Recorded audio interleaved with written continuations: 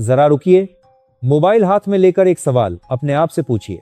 अगर कल सुबह उठते ही आपके फोन में इंटरनेट तो हो, लेकिन रिचार्ज इतना महंगा हो कि आप उसे करा ही ना सकें, तो क्या करेंगे? क्या यह सिर्फ कल्पना है या आने वाली सच्चाई की आहट?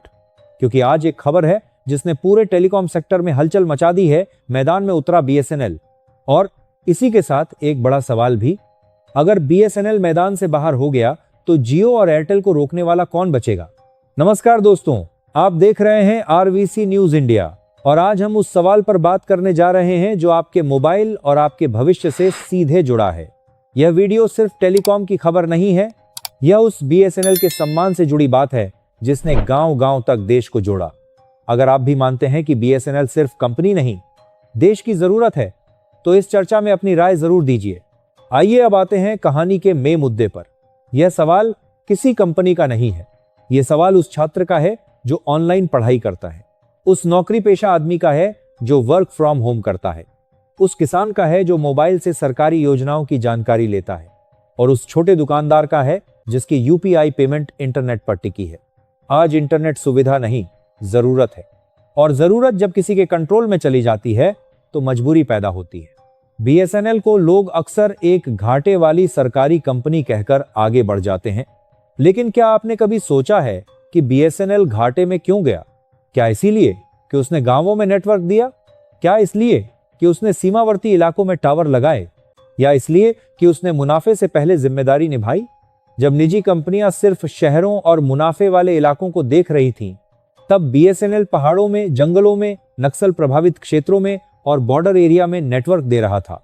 वहां जहां ग्राहक कम थे, वहां भी बीएसएनएल खड़ा रहा, क्योंकि बीएसएनएल सिर्फ कंपनी नहीं है, वह एक सिस्टम है, एक जरूरत है।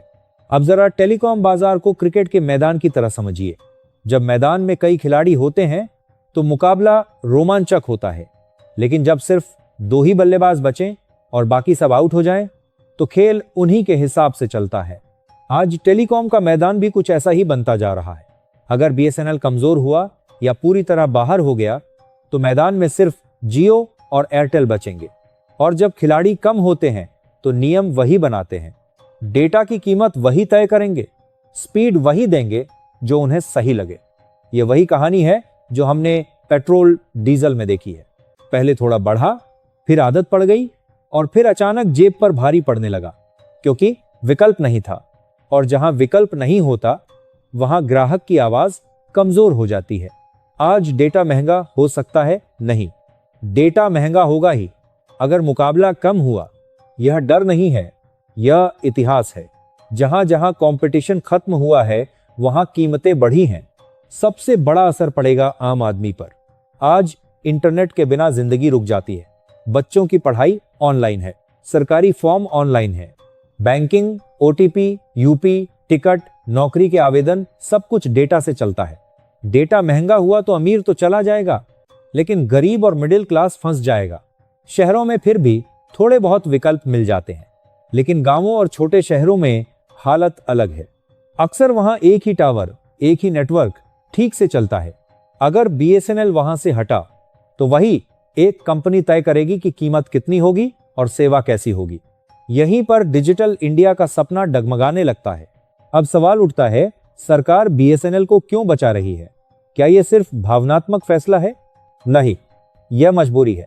सरकार जानती है कि अगर टेलीकॉम सेक्टर पूरी तरह कॉर्पोरेट कंट्रोल में चला गया तो कल सरकार भी सिर्फ दर्शक बन जाएगी। आज बीएसएनएल एक दबाव बनाता है, भले उसका मार्केट शेयर कम हो, लेकिन उसका होना ही कीमतों को कंट्रोल में रखने में मदद करता है। और यहाँ एक बहुत गंभीर पहलू आता है, राष्ट्रीय सुरक्षा। बीएसएनएल का नेटवर्क संकट के समय सीधे सरकारी नियंत्रण में रहता है।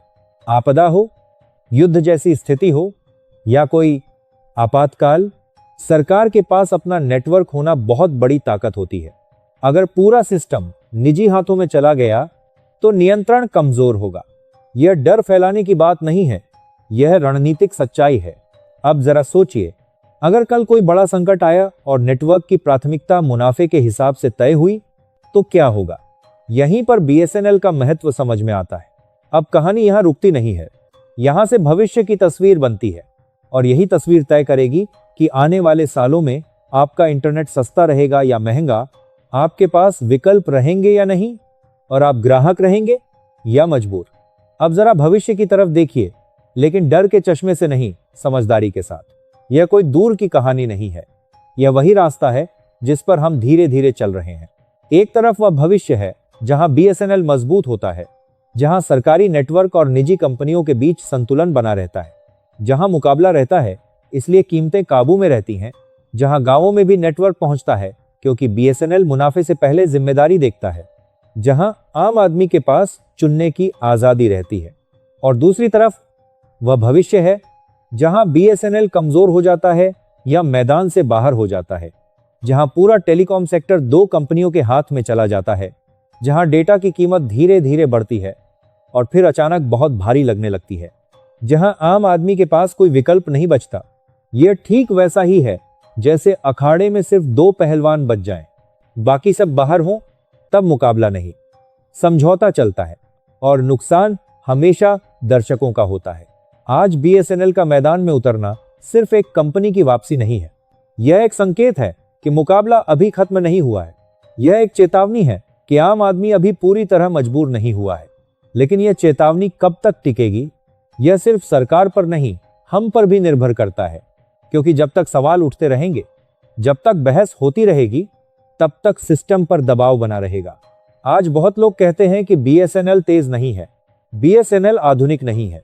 लेकिन सवाल यह नहीं है कि बीएसएनएल सबसे तेज है या नहीं, सवाल यह है कि बीएसएनएल मौजूद है या नहीं, क्योंकि उसकी मौजूदगी ही बाकी खिलाड़ियों को संतुलन में रखती है। अब जरा खुद से पूछिए, क्या आप चाहते हैं कि आपका इंटरनेट, आपकी पढ़ाई, आपकी कमाई और आपकी डिजिटल पहचान सिर्फ दो कंपनियों की मर्जी पर चले, या आप चाहते हैं कि एक ऐसा विकल्प बना रहे जो बाजार को संतुलित रखे, जो कीमतों पर दबाव बनाए और जो आम आदमी के पक्ष में खड़ा हो? यह सवाल किसी पार्टी का नहीं है, यह सवाल किसी कंपनी का नहीं है, यह सवाल आपका है। आज बीएसएनएल पर चर्चा करना सिर्फ टेलीकॉम की बात नहीं है, यह आपके भविष्य की बात है, यह आपके बच्चों की पढ़ाई की बात है, यह आपके खर्च और आपकी आजादी की बात है। और इसलिए इस वीडियो का अंत किसी निष्कर्ष पर नहीं होना चाहिए, इसका अंत एक सवाल पर होना चाहिए। क्या आप चाहते हैं कि आपका इंटरनेट दो कंपनियां तय करें? क्या बीएसएनएल को मजबूत किया जाना चाहिए या नहीं? आप क्या सोचते हैं? अगर आपको लगता है कि यह मुद्दा सिर्फ खबर नहीं, आपकी जिंदगी से जुड़ा है, तो इस वीडियो को लाइक करें, इसे शेयर करें ताकि और लोग सोचें, और चैनल को सब्सक्राइब करें, क्योंकि यह बहस अभी खत्म नहीं हुई है। कमेंट में बताइए आप किस भविष्य के साथ खड़े हैं। जय हिंद, जय भारत।